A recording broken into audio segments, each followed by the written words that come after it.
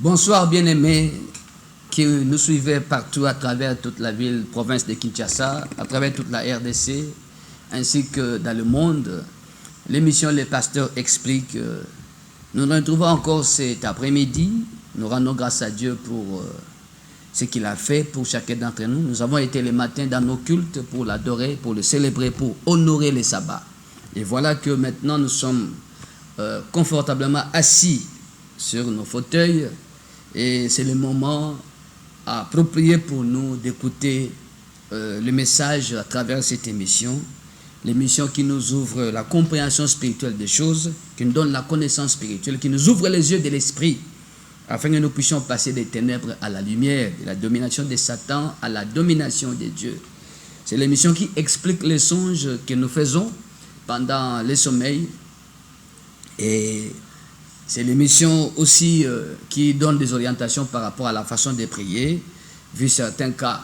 Voilà, Bansoba Olanda Biso, Nzambe Apambola Bino Bisika Bozali, Bananzamba ministre chrétien de délivrance intégrale, l'église MCDI, où ils ont mis à avenir Bomboma numéro 26, na commune à Kassavubu, référence arrêt force publique, non loin, il y a marché Gambela, direction Éthiopie.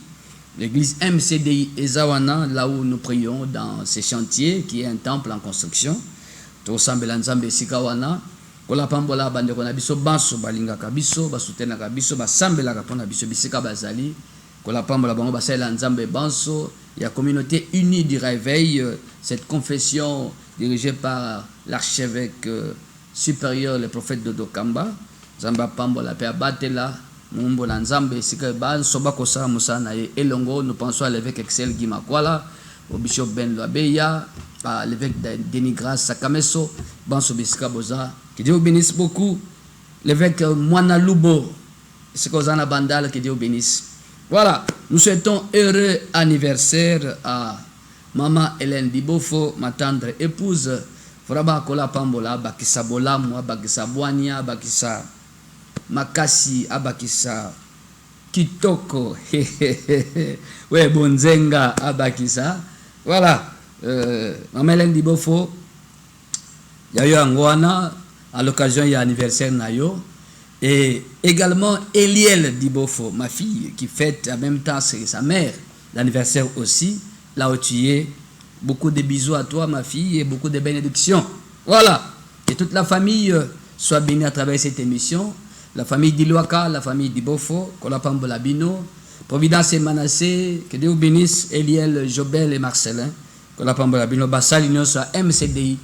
Vous qui travaillez avec moi, papa Feli, maman Fifi, papa Lando, frère Fagui, son épouse, sœur Pacline, Kolapambola Bino, Bissika Bozali, papa Hervé, ma fouine, Kolapambola Bino, madame Bibi Atuta, Kolapambola Bissika Boza. Voilà. L'émission de ce matin. Oui, je n'ai pas oublié toutes les mamans, tous les papas, les frères, les sœurs. Il y a MCDI, sœur Mariam, Kolapambola Bino, frère Tseka, frère Lotin, Bissika Boza. Soyez bénis.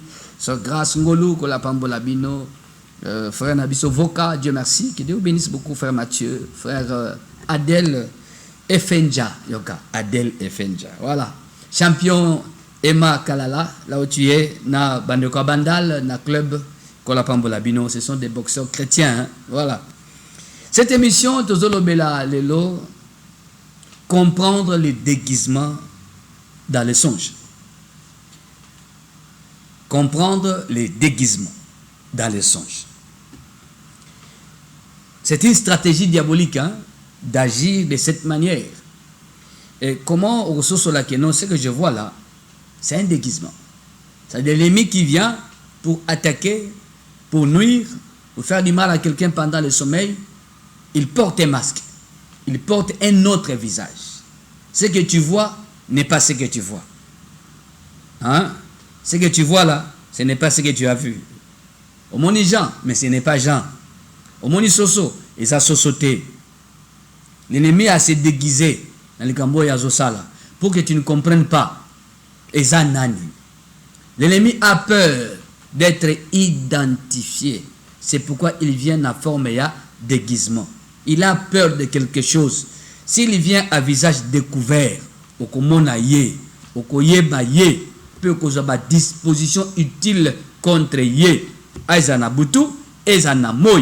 C'est pourquoi Zoya de façon déguisée pour te oyeba te ezanani nazobunda nani ezanini et na forme wana et changer l'olenge mais eloko tel oyo yebi bien mais na forme eloko mususu pour que yo kanisa keze eloko mususu pendant que eza moto yo yebi. C'est la stratégie du diable.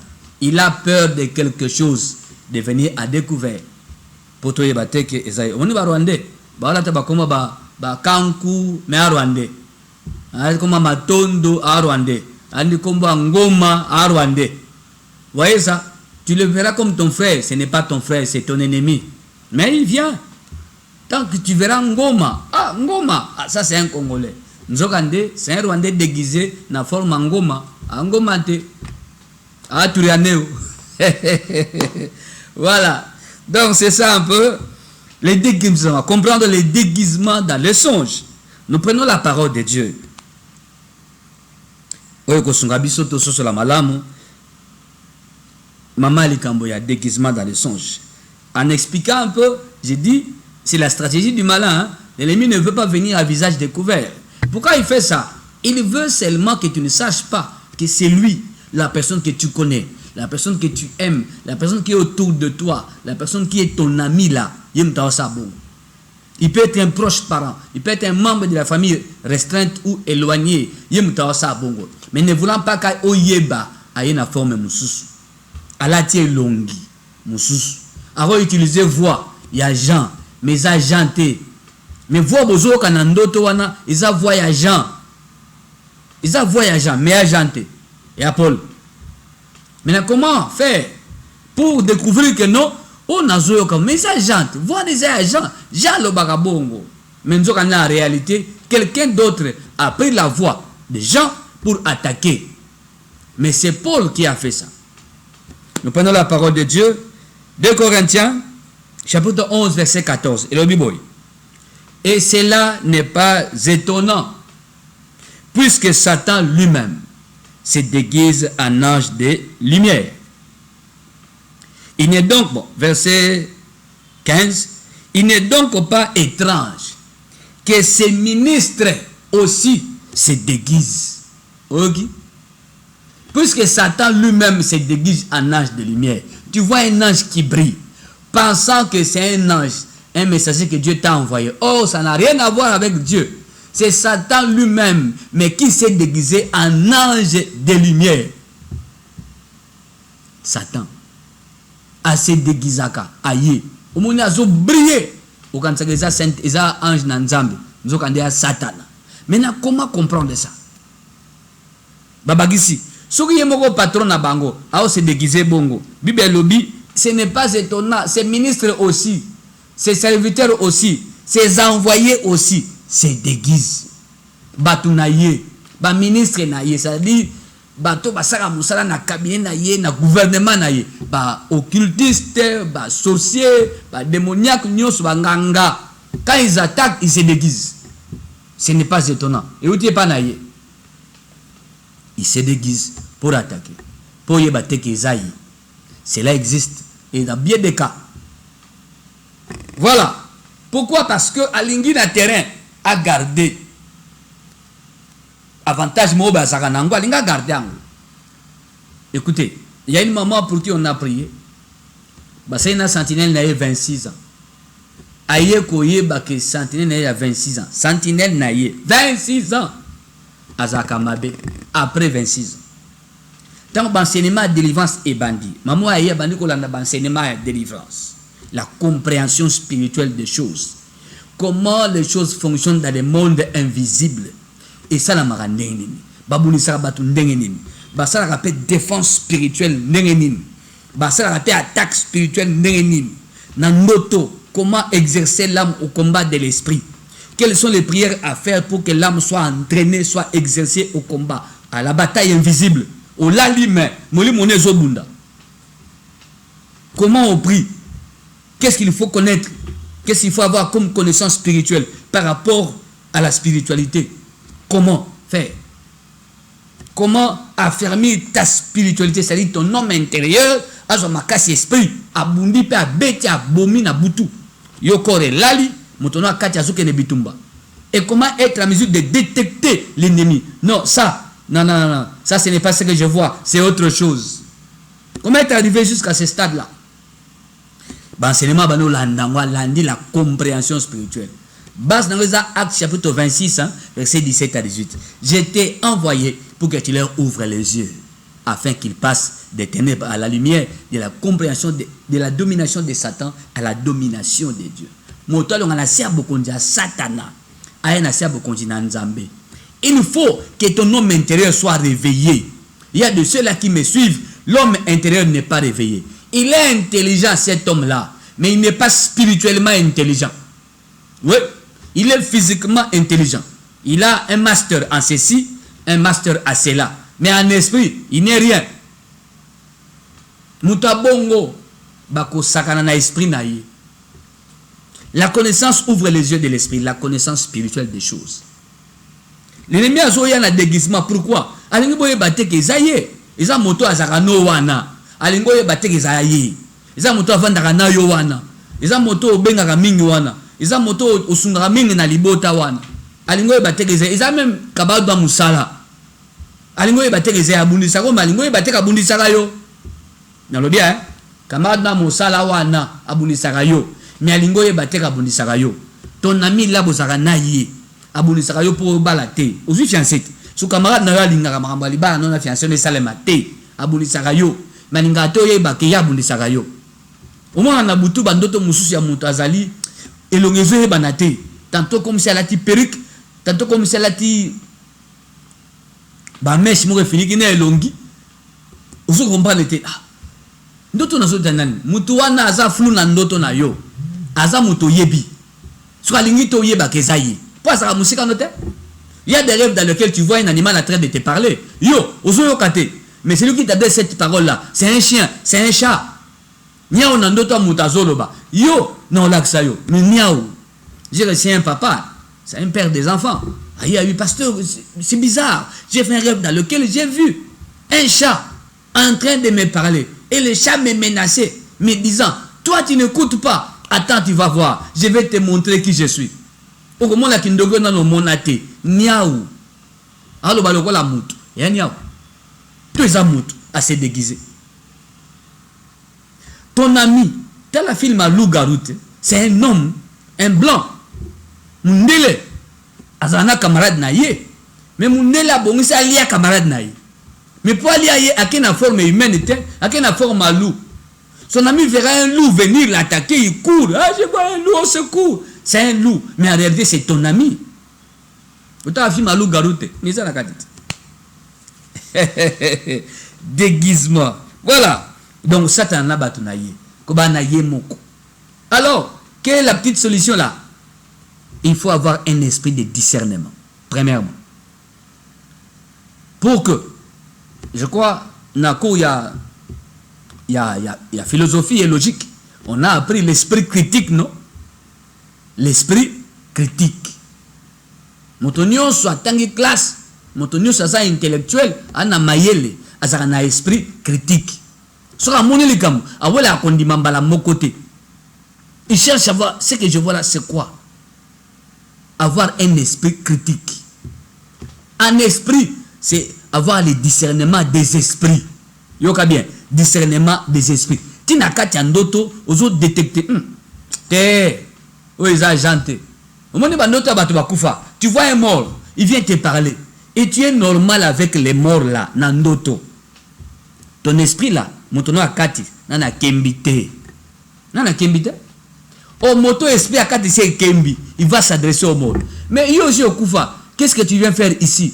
Zonga, place au outil. Au moins, au lali pongi mozo bengana mutaku foso yebisaye. Toi, tu es déjà mort, ça fait longtemps. Qu'est-ce que tu viens faire ici?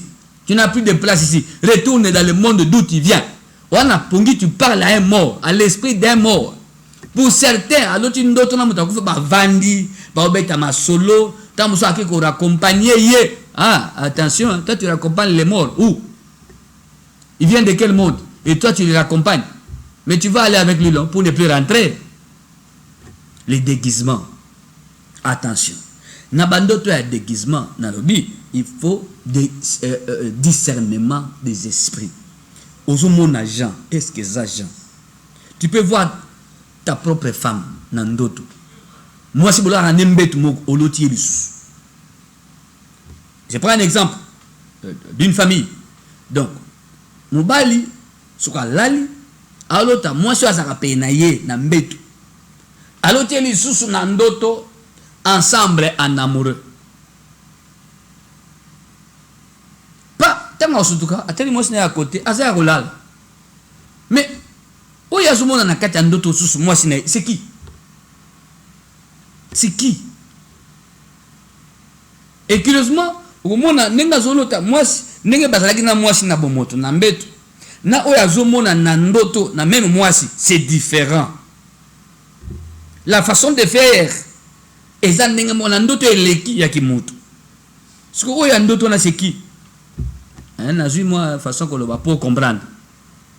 Ou wana ndoto c'est qui? Azaka ne longi ndenge moko nzoto ndenge moko na mwasi aza pena yo alali. Ou wana sko nan? C'est une femme de nuit, non? Mais aza danika ça où tu vas pour et bimi mwasi na. Tu risquerais de prêter des intentions à ta femme, ce n'est pas ta femme, c'est quelqu'un d'autre qui fait ça. Voyez ça? Mais azue longa mwasi. Et vice versa, une femme aussi peut voir son mari. Dans le contexte, quelqu'un qui court en courant, azokima, nakada ndota, aloti azokima mbango habité, na lembi, na signé kamutango, na affronté, tanga baluki, pour affronter, atala boynani, petit frère naï. Oh! Yo mutona nangana sima. Et dans les rêves à l'obbi, donc banda tout est à l'andarangaï, pas à Suzuki. Ah, petit frère. Le petit frère a pris beaucoup. Mon petit frère, il prie beaucoup. Oh, on a l'autre nanan. Petit frère. Avant de raisonner. Petit frère. Petit frère. Alors, on a une mission à y. Aïe, pasteur, aidez-moi. Mon petit frère, que j'aime beaucoup. Parce que dans la famille, il a toujours des bons conseils. Il est serviable, il est poli, il est doux. Mais dans l'autre, il y a des bien. Banda bobo tama bokoli. Petit frère solo taïma be. Ote. Mbala liboso. Mbala liboso eh. Là bon, na domaine ndota kolota bilongi. Ezalaka soit, il faut zala soit. Soit elongi wana, soit balati nde elongi wana. Mais za mutu mususu. Nde alati longa petit frère. Comme ça, yona petit frère beaucoup bebana. Pendant que eza ennemi de sali jewan. Ça existe. Mais pasteur, comment savoir habiter? Il y a des rêves dans lesquels on peut détecter que oh ce n'est pas ce que je vois. Ezali. Il y a des rêves dans lesquels l'otiango tio bimina pongi on peut comprendre c'est qui exactement. Là ça demande la prière. C'est en priant la prière pour démasquer. Okay? La prière pour démasquer. Rien qu'une prière qui consiste à démasquer les ennemis qui portent des masques, qui portent d'autres visages. Je dis bien, la prière pour démasquer tous les ennemis qui nous combattent, lesquels portent des masques ou d'autres visages. Qu'un feu et panzaba masque balati na bilongi, na kombo na Yesu. Tant on semble la bongo, tout ennemi qui vient m'attaquer, en portant un masque, en portant un voile, en portant un autre visage, moto zoyé, moto putane, masque ezika. Qu'il soit mis à nu et à découvert. Babi ma polele na kombo na Yesu. Nzambe exposé bango. Exposé ba ennemi na ngai. Bayaka na kobatama. Nzoka nde bazaka musika na ngate. Moto exposé bango. Eloko balata na butu pour empêcher nga na mona bango. Eloko na ezika. Quand tu commences à prier comme ça, pour que dévisager yi. Babanga identification spirituelle wane salema. Quand l'ennemi est clairement identifié, il est déjà affaibli, rien que par l'identification. Pour mon yet. Moi, mon yibi, sur la côte pour yiba nandako. Même si moi, la mouké à junior il y a 6 ans, à la mouké, oh voleur, qui est là? Mon yibi, na ko yiba le sous. Parce que l'enfant a alerté, a crié. Il ne sera plus volé. Ils ont rendu bon à esprit. Balingaka te ba mona bango. Soko monika ba sous ma cassité. Allez, côte sa prière. moto na mopanga moto moni wana tanga kombo na ye na prière secrète na prière privée na bi na prière publique te ozo na kati ya bato bele ozo tanga na so telemela petit frère nanga Bernard na bongo te o samela mabe na prière privée na prière secrète au côté na chambre yo moko o kindaki na église yo moko côté moi de traite mo yo moko tanga moto olotaka na kati ya prière nika likambo yo zoyi mais na kati ya public c'est imprudent basambela bonté 082 37 81 971 ndi numéro na biso WhatsApp ozawana même appel p ezawana SMS p ezawana 082 37 81 971 comprendre les déguisements dans les songes de votre sommeil noto zolota est-ce que ça bongo na pesio comment détecter il faut l'esprit de discernement premièrement deuxièmement il y a certains rêves dans lesquels tu okobima okoyeba au moni nani mutwana nani il aussi nga o engager des prières yako démasquer ôter les masques ôter les voiles dévisager identifier nani onazomona namona mpuku trop na ndoto nanga est-ce que za mpuku to ya mutu namona mbwa mingi na ndoto nanga est-ce que za mbwa to za esprit to za mutu maozo forme wana ça existe nazoka voix tele loba na ndoto nanga mais vongo zo parler de la voix ya Jean est-ce que za Jean to za Paul Nabi tu peux voir ton fils mais ce n'est pas ton fils tu peux aussi voir ton pasteur ça existe Roloba, mutu nanzambe penza, abakola te longi na ye, ndeko na ngai. Ça existe. Là nanga bien je te dis la vérité spirituelle et prophétique, ça existe. La vérité spirituelle. Nali ça existe. Ton pasteur là, ton ennemi peut porter son visage. Le pasteur avec toute l'onction qu'il a, je te dis ça existe. Bible lobby, le diable se déguise. Le Satan lui-même, la Bible Satan lui-même se déguise en ange de lumière. Et ses ministres aussi se déguisent. Tu peux être séparé de ton pasteur pour rien. Olota qui est mabé. D'autres on loti ba pression na batabutuka pour ba kabolo na pasteur si mabaro joyeux facilement. Ils ont vu que toi en étant à côté de ton pasteur, ils auront du mal à t'avoir. Tu vois l'homme qui est avec toi là, ton mari là, il est très important pour toi. Hein? Tu vois la femme que tu as là, elle est très importante pour toi. Vous n'avez pas d'autres mabé sur moi ou sur mon bain na yo. Nous avons des familles yo lukayo. Bano peso bandoto mabe sur mobile na yo, sur moi na yo. Po bo kabwana, boko beba na bokabwani, ba kozwa yo, ba kozwa yo. Tu vois ta femme, est-ce que c'est ta femme? Tu vois ton mari, est-ce que c'est ton mari?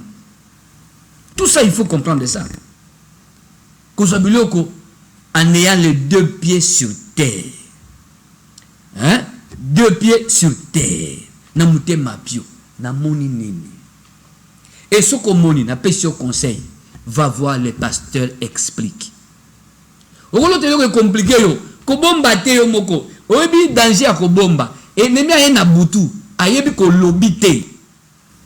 Yo kanga très bien. Ennemi a yene longi musus. Ayebi ko lobité. Il va avancer dans le terrain de ta vie. Aussitôt lotin doto ya mutu. Azaka proche na yo. Au comprendre te. Va voir le pasteur.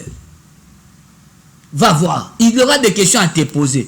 Est-ce que, aussi au Monaïbre, est-ce que ça Salaobre, est-ce que, tout ça pour t'aider à comprendre que ce que tu as vu, ce n'est pas ça. Ce n'est pas lui. C'est quelqu'un d'autre qui a porté son visage. Sur le bombi, 1 mois, 2 mois, il y a des gens qui renforcer. Il y a 2 fois, 3 fois. Non, non, non.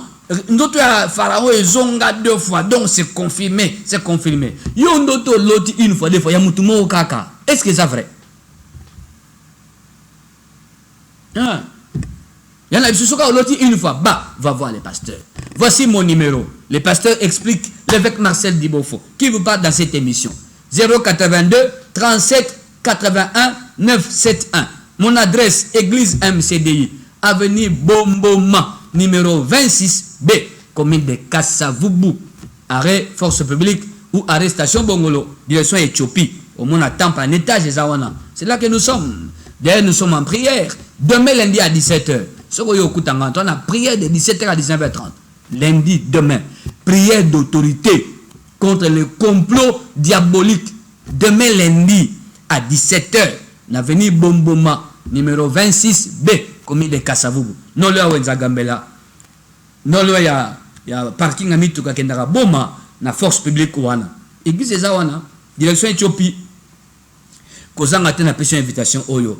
Lobby lundi, c'est le 40e, lundi 19, voilà, 19 mai 2025, na 17h, Kozanga te tokuta na rendez-vous de prière d'autorité contre les complots diaboliques visant ta maison, ta famille, tes enfants, toi-même. On aura bien. Texte de base Ali, psaume 59, verset 4 à 6. Dans un texte, on a psaume 59, verset 4 à 6. Des sujets, il y a le sambo, il y a lobby Yangwan. Lobby lundi à 17h, Kozangate. Prière d'autorité contre le complot diabolique visant ta maison, ta famille, tes enfants, ton foyer, tes affaires et toi-même. Au sambe la lobby à 17h, Kozangate, na rendez-vous. Voilà. Comprendre les déguisements dans les rêves de votre sommeil. Beaucoup de jamais. Le pasteur Nangaï, ce n'est pas ton pasteur que tu as vu. Vous voyez qu'il existe un antichrist. Tabalobi antichrist. C'est le contraire de qui? De Christ, non? C'est-à-dire un faux Christ. Quelqu'un qui s'est fait passer pour Christ pendant qu'il n'est pas Christ. S'il y aura un antichrist, comment tu t'étonnes que ton pasteur à toi, comment tu t'étonnes? Notre Seigneur le Christ, il y aura l'anti. Il y aura quelqu'un qui viendra comme lui, mais ce ne sera pas lui. Ça existe, non? Les déguisements, voilà. Comprendre les déguisements. Bon, de Kazo Benga. Allô, bonsoir, bien-aimés, aux en direct d'émission. Allô? Bonsoir, bien-aimés, aux en direct d'émission, les pasteurs expliquent.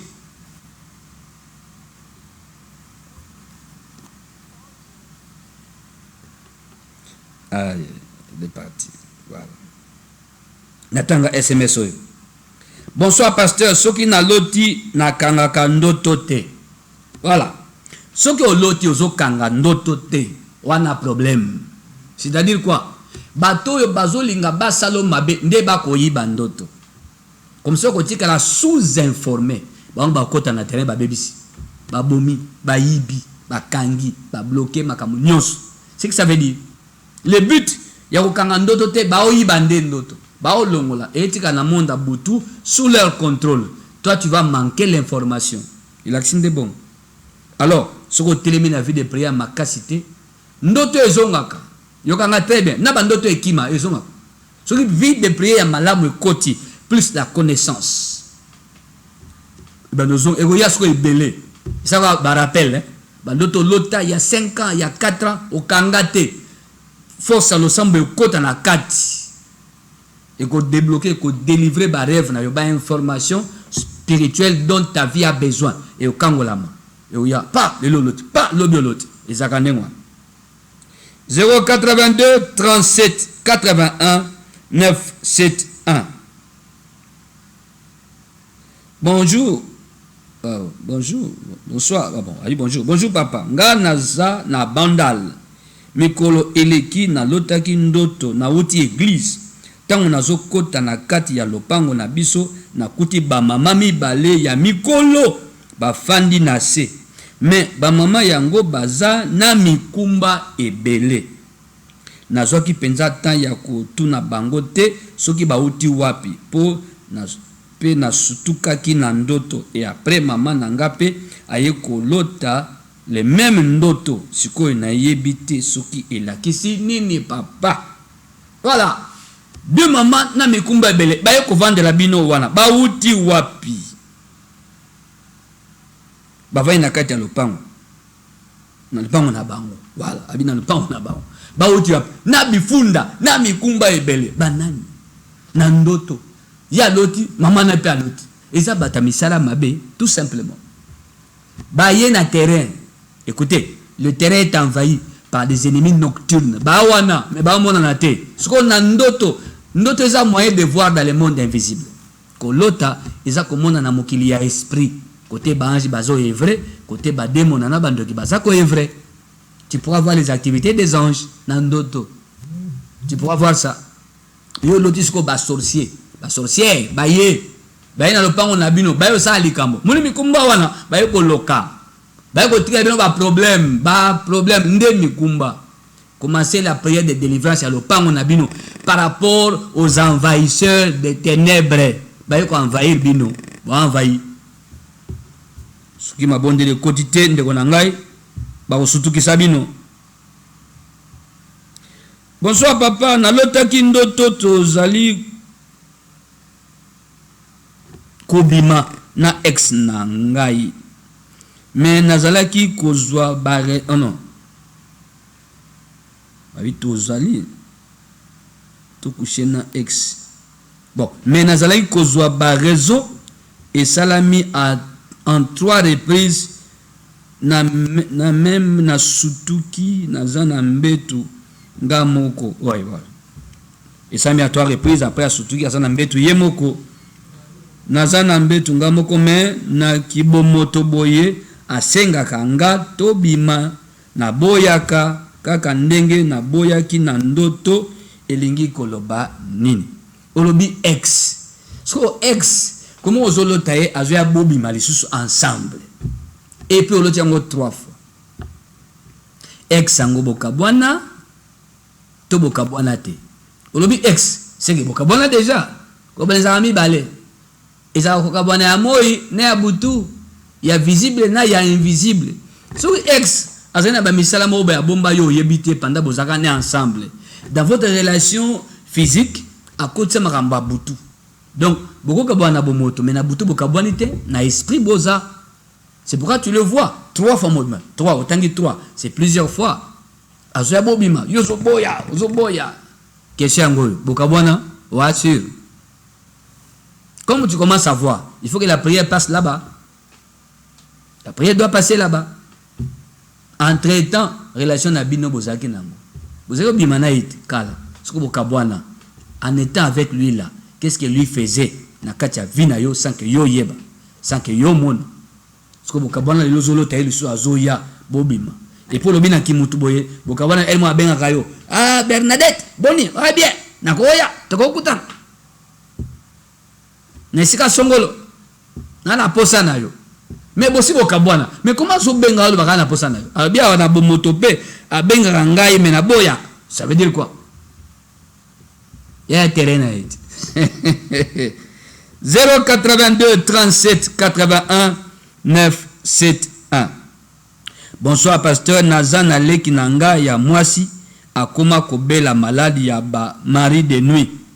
Tokosala nini po elongwa akoma kobela maladie ya ba mari de nuit. Attendez. Bon, maladie bon. Il y a maladie spirituelle hein. Tolo babongo. C'est-à-dire amonaka dika mari de nuit. Mais il faut y en a prière. Comme l'église Nabiso, MCDI. Tout le monde a MCDI. Ministère chrétien de délivrance intégrale. C'est un ministère de délivrance. Le but, on a rendez-vous à prière à 17h. 17h. Prière d'autorité contre les complots diaboliques visant ta maison, ta famille, ta vie et tout le reste. À 17h.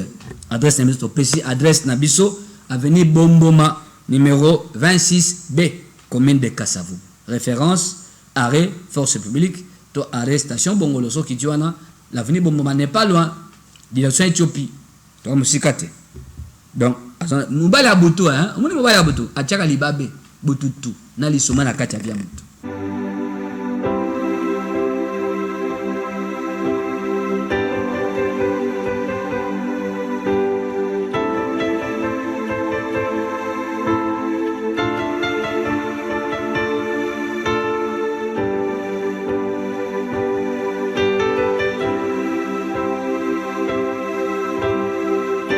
Créateur des cieux et de la terre, faiseur de rois, que cet esprit vienne s'installer ici.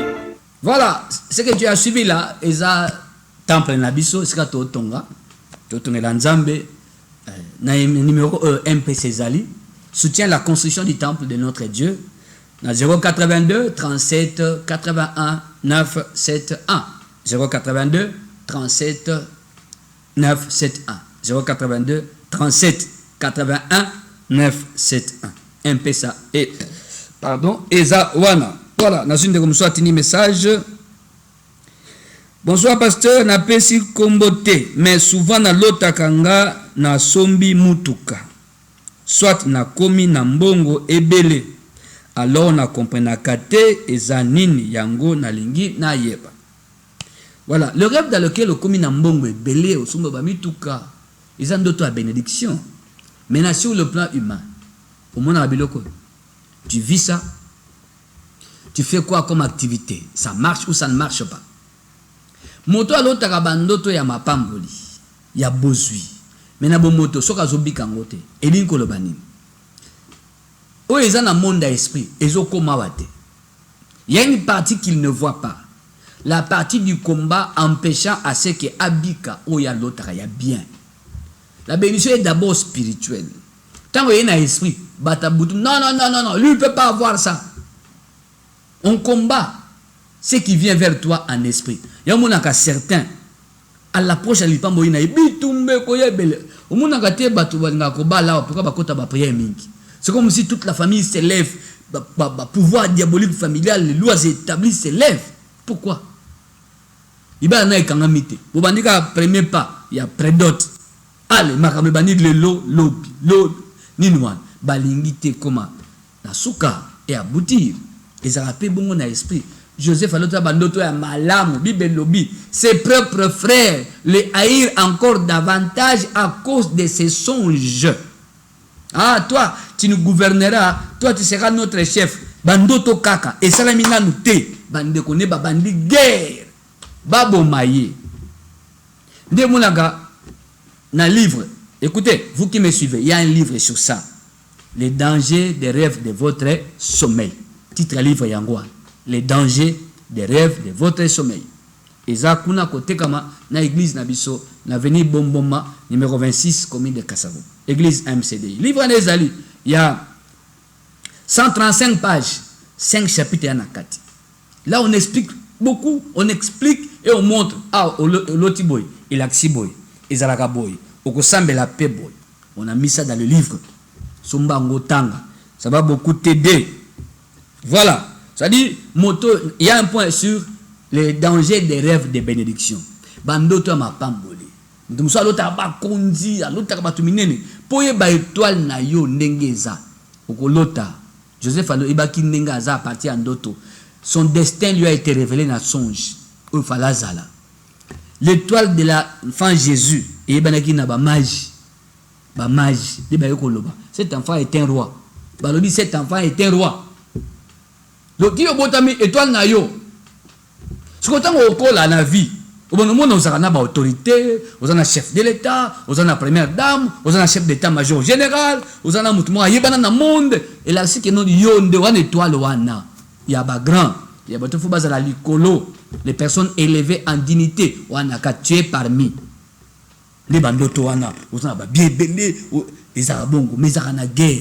Pour bien qu'on a bon moto, faut piquer pende. Faut à moto aux orientation spirituelle à malamu au sein de la paix c'est comme malamu au baïbi makambo na ola ksayoan mam esprit sorité moi na liboso le premier né a la couronne na mutu. Maintenant comment on gère l'enfant premier né? L'enfant tête couronnée. L'enfant tête couronnée. C'est un enfant tête couronnée. A mwana mena mutu na ye ekoti o ba konti balata ezali corona barwa et na mutu na ye nde mwana liboso. Maintenant quel est le combat de ces enfants là? Pourquoi dans beaucoup de familles les premiers-nés meurent souvent? Pourquoi? Et pourquoi dans beaucoup de familles aussi les premiers-nés barataka vie? Ah ya pamba wana il n'a rien a raté vie parce que batabutu ne balinga raté vie. On a empêché cet homme de vivre ce qui est sur lui. La couronne du droit d'aînesse. Le droit d'aînesse est hautement spirituel. Le droit d'aînesse. Dada, yaya. Attention. Ils ont matière, il y a haute spiritualité. Il y a un moment qui pour Israël en Égypte, ça demandait un grand sacrifice. Qu'est-ce que Dieu a fait? Dieu ne pouvait pas tuer ses propres enfants. Dieu est allé demander à ses enfants de sacrifier un agneau dans chaque maison. En retour, Dieu est allé tuer les premiers-nés des Égyptiens, de tous les Égyptiens. Pourquoi seulement Dieu a tué le premier-né des Égyptiens?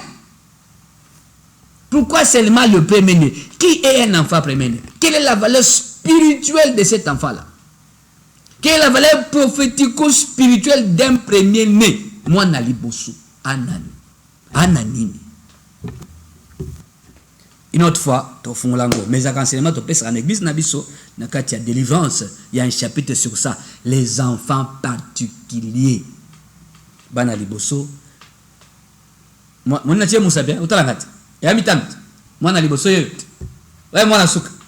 Souk bassin, ouais, moi, la katikat. Quel est le doigt le plus grand? Le plus grand, je dis bien le plus grand. Yangot. Oui. Souba na ba 5, à 40e. Moi, on a mis ça tout. Surtout Kaboli Boy. C'est l'enfant pont. Moi, on a katikati wana. L'enfant pont entre les yaya et les cadets. Souba à 3. L'enfant du milieu là. À pont entre yaya na oyasuka. Yana katikati. Asalibo. Yenda azukutanisa. Limite inférieure, na limite supérieure. Yana katikati. Qui est cet enfant? Et pourquoi c'est le doigt le plus grand?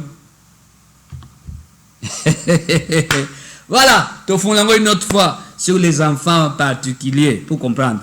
Mais ici, je parle de songes. Voilà. Ça dit, la question de quoi? Amunarambongo et tout ça. Tu peux découvrir ta destinée comme ça. Mais il y a une guerre. Il faut bien encadrer. Au pays dans une bonne église où on enseigne des choses de la compréhension spirituelle. Si on a l'esprit gagné, on a qui moto 0, 0. Oh là là. Oh, rien. Comprendre les déguisements spirituels dans le songe. Les déguisements. Satan a assez déguisaka. Le ministre a assez déguisaka. Bonsoir, pasteur Nazan Alekinanga. C'est là.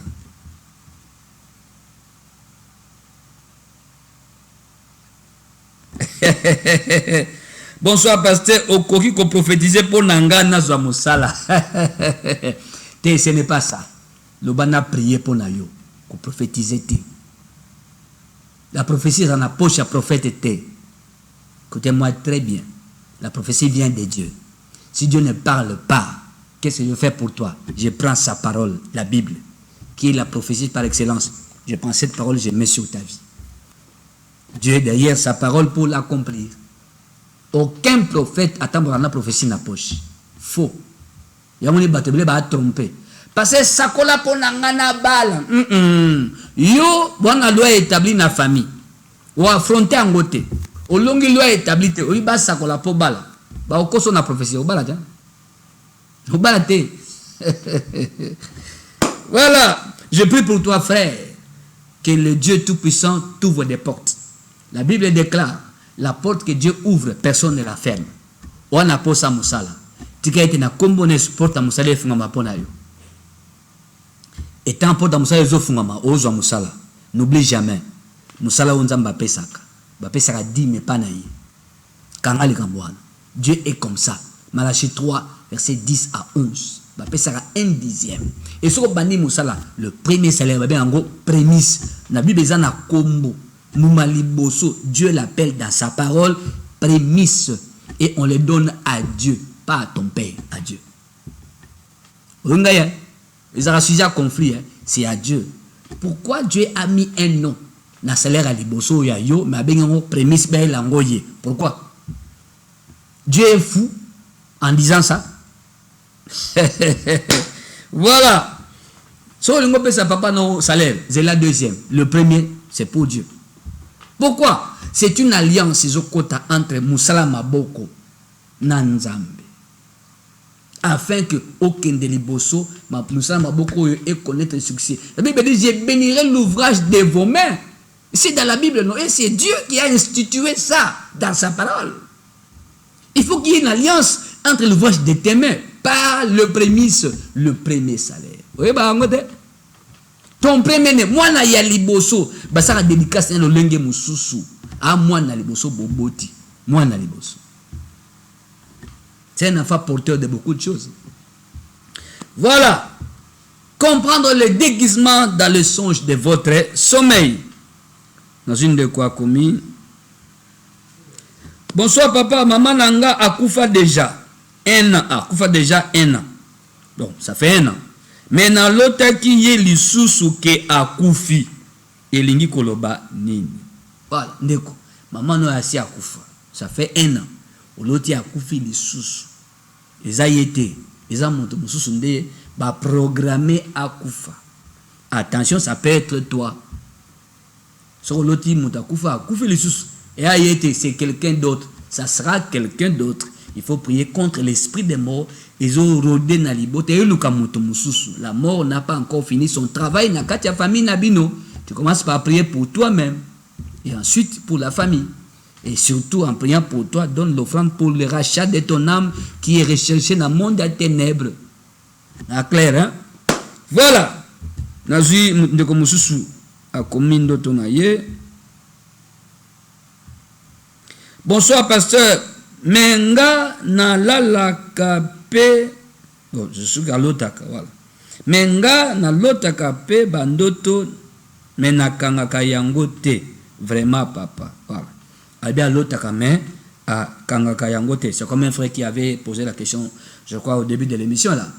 C'est la même chose, hein, même cas. Ozolotame, ozokangate, c'est-à-dire oloti ba effacer tableau. Tu ne peux pas connaître ce qui se passe dans le monde invisible na côté ba ennemi na yo o bazokana basala yo ndako na yo bana na yo lobi na yo ninga ba obongisa ba bebi sango balingo yeba te so omonaki nzamba tia moto nyos. Écoutez, tout le monde nzamba kela biso bato nzamba dota biso na système de surveillance spirituelle. Ce sont les caméras de l'âme pour Amamonaka, tout ce qui se passe autour de la vie de l'homme. Ba caméra wana. J'appelle ça le 3S, le système de surveillance spirituelle de votre âme. Ezali. Yamona na muta sambela raté à l'autre. Un païen, hein? Mais à l'autre. À l'autre. Mais sambela raté. Ah, master moto na l'autre de mystique. Mboa moko la ninga ina kimi. Mboa zo sauter le la lion. Tala mâchoire mboa. Tanga sauter kanga na gangi na lamuki. Eh, chance. Pungi ici là. Moi yanke oyo. Abi chance na biwa na pungi. Chance. J'en ai réussi comme ça et moi nazo seka. Assemble la kate. Tanga ye pasteur. Nous on a mystique pasteur. Moi penza sauter le la lion tala mâchoire. Anga liangai. Chance na bima na pongi pasta. Mais bando tongo zo bangi sangai yoka. Assemble la raté mais l'otaka. Il voit. Donc ce que l'oti est bungi ba eko effacer. Comme on efface le tableau, il y avait des écrits, après on a effacé. Tu essayes de... C'était quoi la phrase? C'était quoi encore? Bah effacer. Au second lukando toi qu'est-ce que j'avais vu là? Et banda côté rivière, c'était quoi encore? Il y avait qui encore là-bas? Il y avait Ezosongate. Balongo le ngona batabutu. Polikamuna bango etikala intact qui ne salema na vie na yo. C'est comme ça. Alors, faut prière d'autorité contre ce qui est préparé, planifié, programmé dans le monde abutu contre yo. Et là on se bakani ya mabe na bomo inangai ebeba. Na loti ndoto nzambe na kangite. Nzambe na sambelio parce que toi tu vois dans le ténèbre et les Saint-Esprit sont de même les profondeurs de Dieu. Très cher Saint-Esprit, na sambelio sont des profondeurs à mokila butu là où j'avais vu le songe là. Vérité ndoto na ebima eyebana na kombo na Yesu. Mabeza na kati ndoto na epanza na ebeba ezwa esikate na vinanga na ndako nanga na makambo na ngai. Oyo bato mabe bakani contre ngai ebaluka ezoka na bandako na bango moko na bana na bango moko au nom de Jésus. Monela nengo osambela. Voilà. 082 37 81 9, 7, 1. Pasteur nga na lotaka bien te bandoto ya mabe pasteur osambela pona nga pardon asukisiwa. Oui, na sambele nzambe atelema na vie na yo afin que oyozoleka contre yo na mokila butu ebebisama na nguya kombo na Yesu. Amen. Bonsoir pasteur, boyambaka jour nini. Voilà, bien-aimé, toi na semaine de prière, lobby, na 17h toi na prière, yaka, avenue Bomboma numéro 26, commune de Kassavoub. Bomboma numéro 26, commune de Kassavoub. Référence arrêt force publique ou station Bongolo. Musikate ya Wenza Gambela, direction Éthiopie. Yaka wana sima prière tokokuta na muke to sololi. Demain, lundi à 17h, on a prière monnaie d'autorité, hein, prière d'autorité contre les complots diaboliques visant ta vie, ta maison, ta famille. Lobby.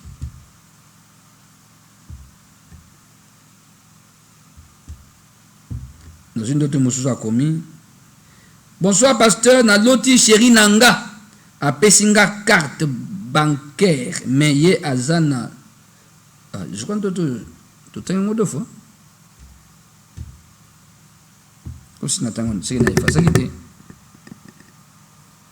Bonsoir papa, nga kotoyo libala ezo simbate. Ah, na ebite wa mobali to amwasi. Obi kotoyo libala ezo simbate. Kotoyo. Bon, na pêche adresse na biso, yarato solo. Église MCDI avenue Bomboma numéro 26 commune de Kassavoub. Référence arrestation Bongoloto arrêt force publique. Na direction Éthiopie wana. Il y a un temple en étage, Bazotonga. C'est ça notre église. Église MCDI, ministère chrétien de délivrance intégrale. D'ailleurs, demain à 17h, on a une grande journée de prière. Il y a tout le monde la malamu, ou tout le rendez-vous sur les Masola Milaï. Comprendre les déguisements dans le rêve de votre sommeil. Bonsoir, révérend Ezanga frère. Abiga frère. Mon ami. Bon, mon ami.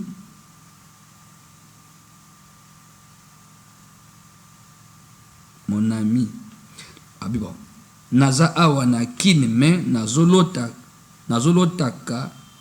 Naza na mboka. Ekoki kuzalanini. Voilà.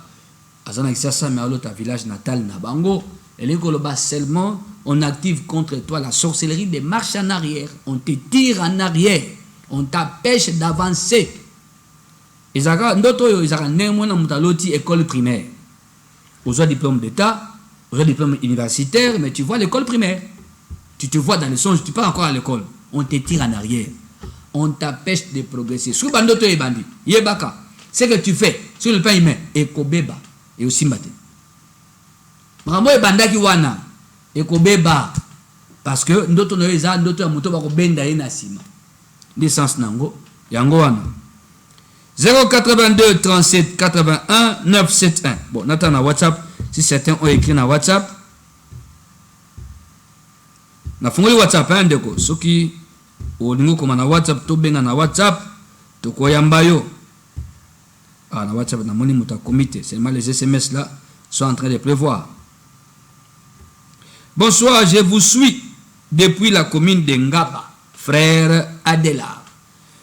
Kolapambolo Sikoza, frère Adela, qui nous suit à partir de la commune de Ngaba. Bonsoir, pasteur Ngai na lotindoto basoda baye kokanganga pe bazwingati. Sur loti basoda, on a effacé en même temps. Pour éviter la Reddit.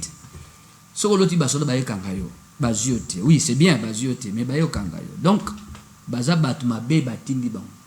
Baba soda ya butu qui sont des démons, des sorciers, des esprits ancestraux. Donc tu es recherché. Ba kango po ba salonine, po ba keno api ba na kashwa butu, ba exécuter yo, ba salo mabe. Il faut prier contre cette attaque démoniaque. Prier contre bateau ba oluko na butu ba kanga yo ba kanga molimo na yo so ba kangi molimo no ba kangi vina Ok, soyez pas été. Comprendre les déguisements dans les songes de votre sommeil. Voilà. Cette émission, ils ont le cas chaque dimanche à 17h. Et on le cas sous jeudi à 18h35. Et vendredi à minuit. La même chaîne de l'émergence d'SCTV. Et le cas na YouTube, na MCDI TV officiel. Na YouTube. Ce qu'on na YouTube, au Betty Kaka, MCDI TV officiel. Au Betty Pasteur explique au monde. Ben, monsieur, c'est belé kuna. MCDI TV officiel. Au Betty Pasteur explique au monde. Tala ba monsieur, ça qu'on a belé na YouTube. Au monde, on a 4. Voilà. C'est comme ça que les bazali banda ya mboka ba benga kabiso de temps à autre par rapport à cela.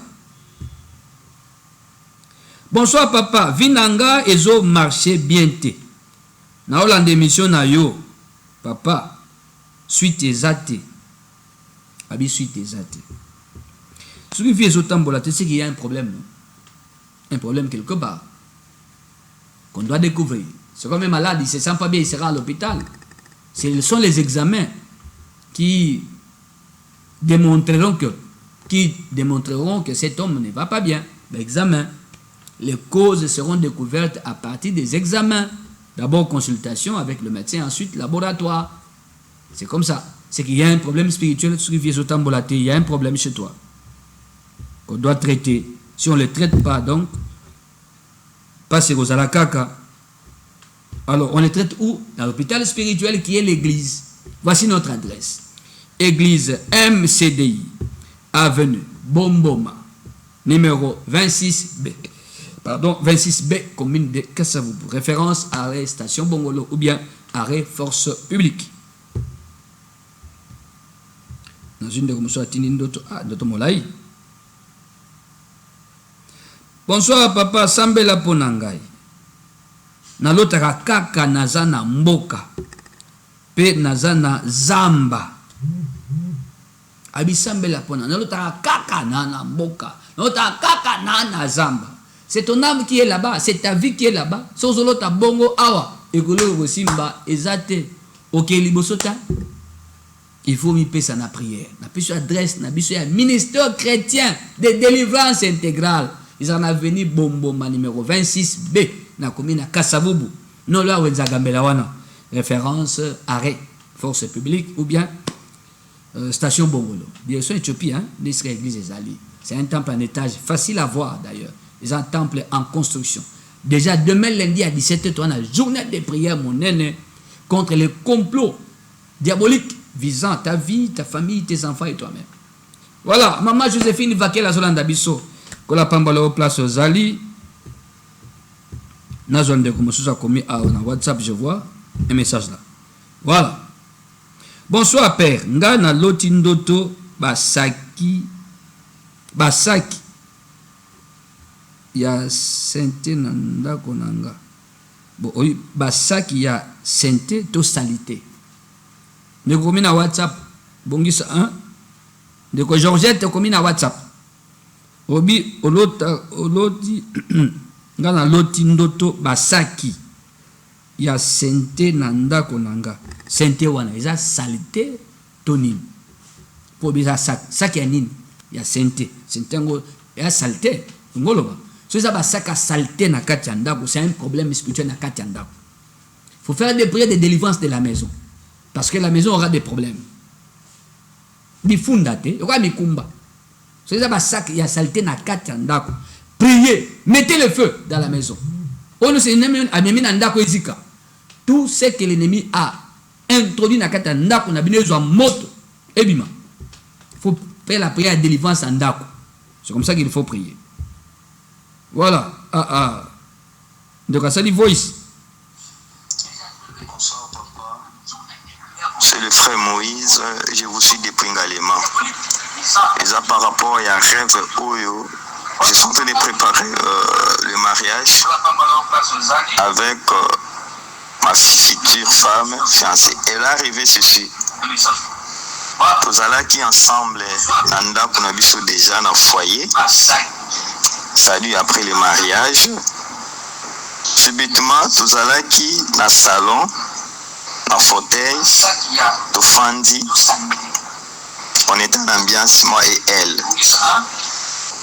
Alors, le moment qu'on puisse dormir, directement, tout à l'heure, on a biso, le conjugal, il y a un membre de la famille, il bazo sakana, bazo seka, bazo tula. Biso espace zala qui était pour tout zala na intimité avec elle et la qui c'est Nini. Merci. Voilà. Ogi vocal la tindi. Amoni ba membre do belle famille. Ba envahir mbetu. Siko bino bakolo libala boke matana mbetu na ndenge. Nuit de noces c'est que ça le matin et que ça le matin. Ndoto wana. Bien aimé, écoutez-moi très bien. Nuit de noces et que ça le matin et que ça le matin. Parce que le lit est envahi. Baba fiancé na libala ça le matin. Ndoto wana il que non. Banguna ya famille baza na kati ya processus na bino. Il faut faire des prières pour déloger batumabe oyo basi ba précéder bino na kati ya foyer. Na ndako ya libala ba précéder bino. Dans quel but?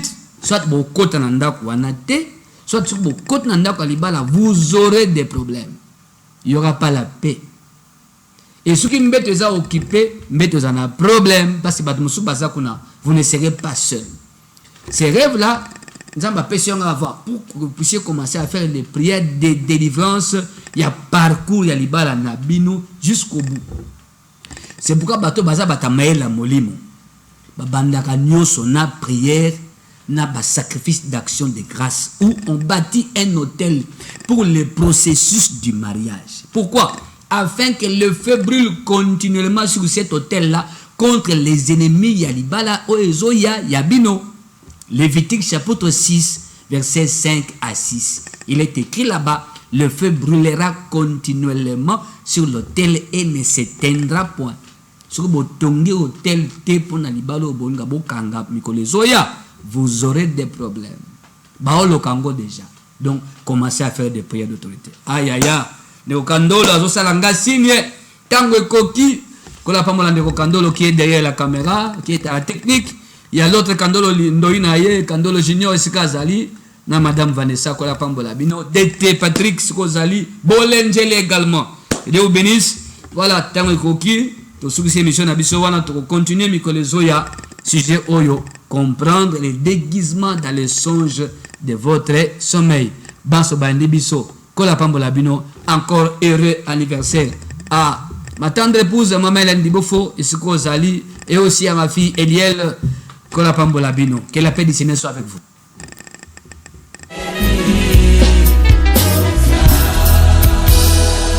Nabangate na yebi ozali boso sima mopanzi yokotambwisa ngai na yebi